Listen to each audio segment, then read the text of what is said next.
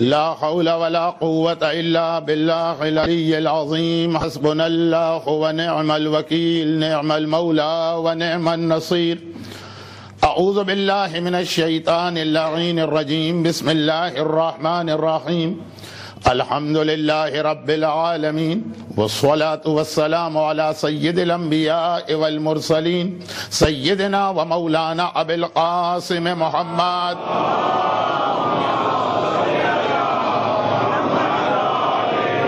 وآله الطيبين الطاهرين المعصومين المظلومين المنتجبين الميامين المكرمين سيما على بقية الله في الأراضين وحجته على العالمين اللهم أجل له الفرج ولعنة الله على أعدائهم أجمعين أما بعد فقد قال الله الحكيم في كتابه الكريم بسم الله الرحمن الرحيم واتقوا فتنة لا تصيبن الذين ظلموا منكم خاصة وقال أحسبنا أن يتركوا أن يقولوا آمنا وهم لا يفتنون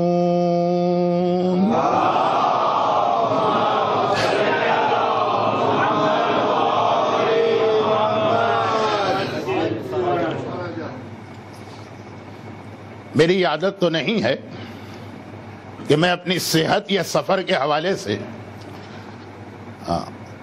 آپ کے قیمتی وقت کو اور ممبر کی سعادت کو ضائع کروں، لیکن چونکہ کل کچھ مومنین آئے ہوں گے اور انہیں ذرا سی شکایت ہوئی ہوگی، اس لیے برادر محترم شبر صاحب کا اعلان ضروری تھا اور میں اسی اعلان پر اکتفا کرتے ہوئے مزید کسی قسم کی وضاحت نہیں کر رہا ہوں۔ البتہ جیسا کہ انہوں نے ابھی وضاحت کر دی کہ بس اس مجلس کے کچھ ہی دیر کے بعد میری اگلی فلائٹ ہے، تو وہ مومنین جو بہت بے چین ہیں پتہ نہیں کیوں مجھ سے ملنے کے لیے، ان سے میری معذرت رہے گی، اور ہو سکتا ہے کہ کچھ لوگ یہ سمجھیں کہ مولانا کچھ بڑے آدمی بن گئے ہیں، ہاتھ تک ملانے کو تیار نہیں ہیں، سلام کا جواب تک نہیں دے رہے، دیکھ بھی نہیں رہے کہ کون ہے۔ مسئلہ یہ نہیں ہے، مسئلہ ایام ازاں میں ہم سب خدمت گزار ہیں اس صف ازاں کے، یہاں سے اٹھے تو وہاں گئے، وہاں سے اٹھے تو وہاں گئے، وہاں سے اٹھے تو وہاں گئے، اور لاہور کے مومنین کیونکہ وہاں صبح پہلی مجلس 7 بجے ہے، وہ بھی اتنی ہی بے چینی کے ساتھ میرا انتظار کر رہے ہیں جتنی بے چینی کے ساتھ کراچی کے بعض مومنین، لیکن میری سمجھ میں نہ ان کی بے چینی آ رہی ہے نہ آپ کی آ رہی ہے، اور خاص طور پر آپ، یہ کوئی نیا مجمع نہیں ہے، نہ میرا انداز بیان نیا۔ ایک بات یاد رکھیے گا کہ 2 سال پہلے تک میں اسی ممبر پر ایام ازاں کی یہ مجالس پڑھتا تھا، پتہ نہیں کیوں بعض لوگوں کو یہ احساس ہو رہا ہے کہ بہت عرصہ ہو گیا مولانا کی کوئی مجلس نہیں سنی، الحمدللہ، لیکن ایسا نہیں، صرف 2 سال پہلے تک میں اسی ممبر سے خدمت کر رہا تھا اور کرتا رہوں گا۔ یہ تو خیر وہ جگہ جہاں آج سے 30 سال پہلے میں نے پہلی مجلس پڑھی تھی، اور ایک ایسی برکت اس عزا خانہ حسینی کے اندر ہے، اور اس کے مجالس کا کچھ اتنا دینی اعتبار سے بھی لوگوں کو فائدہ ہوا ہے جس کو میں بیان کروں تو آدھا گھنٹہ اس میں گزر جائے گا۔ اب بہت ہی مختصر ایک بات کہتا ہوں کہ میں اس وقت محرم کے پہلے عشرے کی مجالس پڑھ کر لندن سے آ رہا ہوں، اور یہ لندن اور امریکہ ایسا ہے کہ وہاں سے آنے والے کچھ دن تک تو ان پہ اس کا اثر رہتا، ان کے چلنے کا انداز، ان کے بولنے کا انداز، ان کے منہ ٹیڑھا کر کے بات کرنے کا انداز، اور پھر ہر چیز میں یہ ٹپکتا ضرور ہے کہ یہ آدمی کہیں باہر سے آیا، اور بعض اوقات تو یہ لگتا ہے کہ اس کا کوئی تعلق کبھی پاکستان سے رہا ہی نہیں۔ وہ آسمان سے حضرت آدم کے ساتھ اترا تھا، آدم مکے چلے گئے، اس کو اللہ نے امریکہ میں یا کینیڈا میں یا لندن میں اتار دیا۔ اس انداز سے بات کرتے ہیں، اتنی حقارت کے ساتھ آپ کو یہاں رہنے کے اوپر تانا بھی دیتے ہوں گے، اتنی ہی حقارت کے ساتھ یہاں کے نظام کے بارے میں بھی گفتگو کرتے ہیں، اور پھر جو پاکستان کے صاحبان ایمان کی خوش قسمتی وہ یہ ہے کہ آپ حضرات کو پچھلے چند سالوں راہ خدا میں خون بہانے کا اتنا موقع ملا، اور آقا حسین کے بارے میں زبان سے تو سب یہی کہتے ہیں کہ یا لیتنی کنتو معکم فافوز معکم، لیکن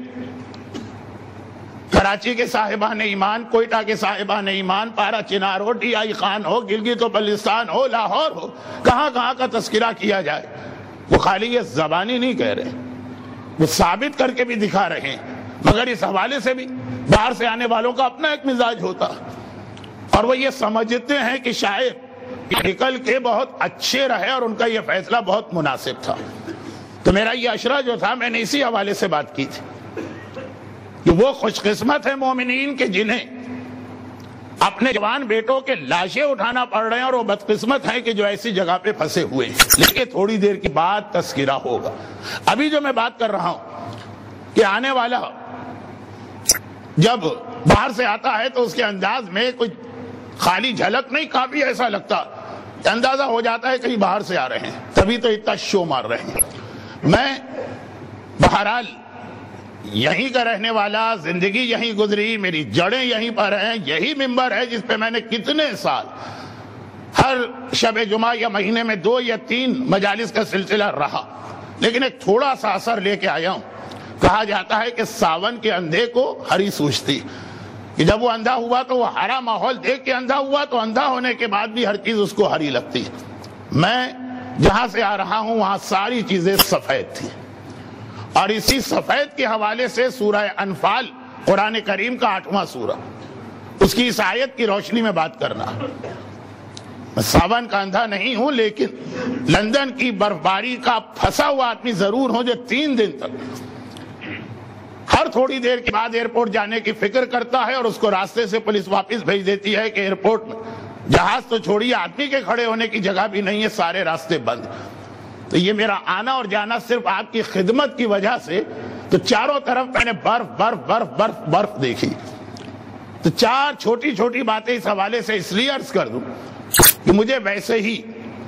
ان میں سے چوتھی بات کو آج کی مجلس کا، بلکہ یہ 2 مجالس کا عنوان بنانا تھا۔ تو وہ ایک بات تو میرا عنوان ہی تھی، اسی کے ربط میں 3 اور باتیں سن لی۔ سورہ انفال کی اس آیت کے بارے میں میں یہ بھی وضاحت کر دوں کہ یہ قرآن کریم کی وہ آیت ہے جو ایسا لگتا ہے کہ جیسے بس ابھی ابھی نازل ہوئی ہے، اور آج کے مومن کے بارے میں قرآن کی سب سے بڑی خاصیت قرآن کی تازگی۔ جب بھی جس دور میں، جس زمانے میں، دنیا کے جس علاقے میں آپ قرآن آیت پڑھیں گے، لگے گا جیسے بالکل آج کے مومن کے لیے یہ بات کہی جا رہی ہے، اور ایسا لگتا ہے کہ کسی نے مومنین کرام کے ڈرائنگ روم میں کوئی مائکروفون ایسا چھپا دیا ہے۔ اب تو بہت سارے طریقے آ گئے، اور ان کی باتیں سنی، اور اللہ نے فوراً ان باتوں کا جواب قرآن کے اندر دیا۔ تو آج میں نے 2 آیتیں تلاوت کیے، چلے پہلے دوسری آیت کا خالی ترجمہ سن لیں۔ اچھا، یہ 2 آیتیں بھی وہ ہیں جو میں اپنی مجالس میں بہت کثرت کے ساتھ تلاوت کیا کرتا ہوں، اور پہلی والی آیت کے لیے ایک جملہ بھی یہ کہتا ہوں کہ جو ہمیں آج کل بہت یاد آ رہا، وہ مظلوم شہید مرجے جس کے خون نے آج عراق کے اسلامی انقلاب کو کامیاب کیا، شہید باقر صدر اپنی شہادت سے پہلے کے کچھ عرصے تقریباً اپنی ہر تقریر کا آغاز اس قرآن کی اس آیت سے کیا کرتے تھے۔ وہ سورہ انفال کی آیت جو میرا اصل موضوع بنے گا، اور پھر سورہ عنکبوت کی آیت، اور دونوں آیتیں آپ جب ترجمہ سنیں گے تو لگے گا کہ جیسے بس آج کل ہمارا کوئی ڈسکشن ہے جس کو سن کر قرآن کریم نے یہ آیت نازل کی۔ سورہ عنکبوت کی آیت بھی میں بہت تلاوت کرتا ہوں، اس لیے خالی اس کا ترجمہ کر رہا ہوں۔ ارے ہاں، ایک بات تو مجھے یاد ہی نہ رہی، وہ یہ ہے کہ آج کی اس مجلس کے حوالے سے بہت سارے مومنین نے بہت ساری مختلف اپنی خواہشات بھیجی ہیں کہ مولانا مجلس میں یہ بھی پڑھ دیجئے گا، کسی دوسرے نے کہا یہ پڑھ دیجئے، کسی نے کہا یہ پڑھ دیجئے۔ اگر میں ان مومنین کرام کے اس حکم کو جو میرے سر آنکھوں پر پورا کرنے جاؤں تو یہ مجلس جو ہے کم سے کم مجھے 4-5 گھنٹے کی پڑھنا ہے، اور اس طرح پڑھنا کہ ربط کوئی نہیں ہوگا، کیونکہ الگ الگ باتیں۔ میری معذرت، اگر کسی ایک کی خواہش پوری ہو گئی تو ٹھیک ہے، ورنہ میرے لیے ممکن نہیں ہے کہ میں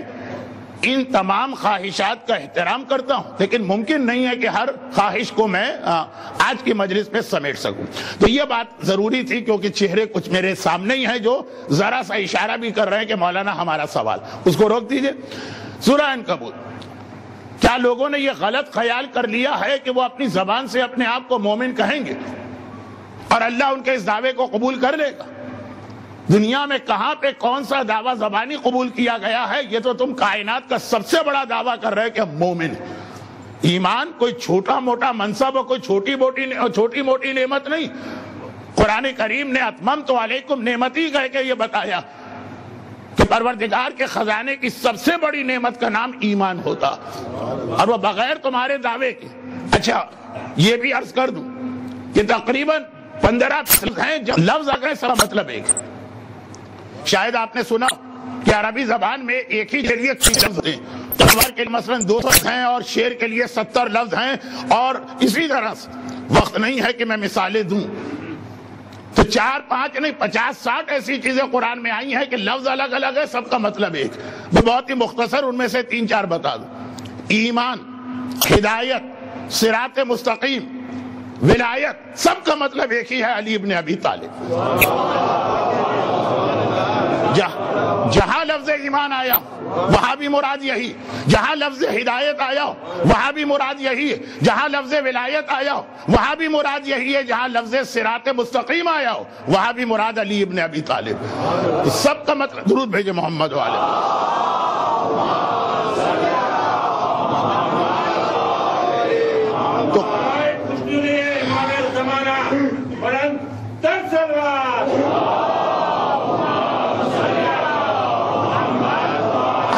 علیکم نعمتی، ساری نعمتیں مکمل ہو گئی جب تمہیں نعمت علی ابن ابی طالب مل گئی، ایمان مل گیا۔ لیکن قرآن کہہ رہا ہے کہ کیا اس ایمان کے دعوے کو ہم خالی تمہاری زبانی بات پہ مان لیں گے کہ تم مومن ہو؟ احسب الناس، قرآن کہہ رہا ہے کہ لوگوں نے یہ غلط خیال کیا، ان یقولوا ان یترکوا ان یقولوا، اللہ ان کو چھوڑ دے گا ان کے اس قول پر کہ آمنا، ہم ایمان لا، وہم لا یفتنون، اور کیا اللہ ان کو ایک فتنے میں، ایک آزمائش میں، ایک امتحان میں نہیں ڈالے گا؟ وَلَقَدْ فَتَنَّا الَّذِينَ مِن قَبْلِهِمْ، اور سنو تم کیا ہو، تم سے پہلے بھی جس نے ایمان کا دعویٰ کیا اللہ نے اس کا بھی امتحان لیا ہے، امتحان میں جو کامیاب نکلا اسی کے دعوی ایمان کو قبول کیا گیا۔ تو یہ ایمان کا دعویٰ جس کے اللہ مختلف امتحان لے گا، جس میں لاشیں بھی گرنا، جس میں جوانوں کے جنازے کو کندھا بھی دینا، جس میں اپنے خون کا ایک ایک قطرہ بھی بہانا، جس کے اندر اپنے گھروں کی آگ بھی برداشت کرنا، جس میں اپنے روزی کے ذرائع کو ضائع ہوتے ہوئے دیکھنا بھی ہے۔ گرچہ بہترین اور مناسب ترین تھا کہ اس کا جواب بھی میں قرآن کی آیت سے دے دوں، لیکن وقت تیزی سے نکلا جا رہا۔ لیکن وَلَنَبْلُوَنَّكُمْ بِشَيْءٍ میں جتنی چیزیں قرآن نے بتائی یہ سب وہ امتحان ہے جو ہمیں اس وقت دینا پڑے گا۔ اگر ہم اپنے آپ کو مومن کہیں گے، اگر اس سے بچنا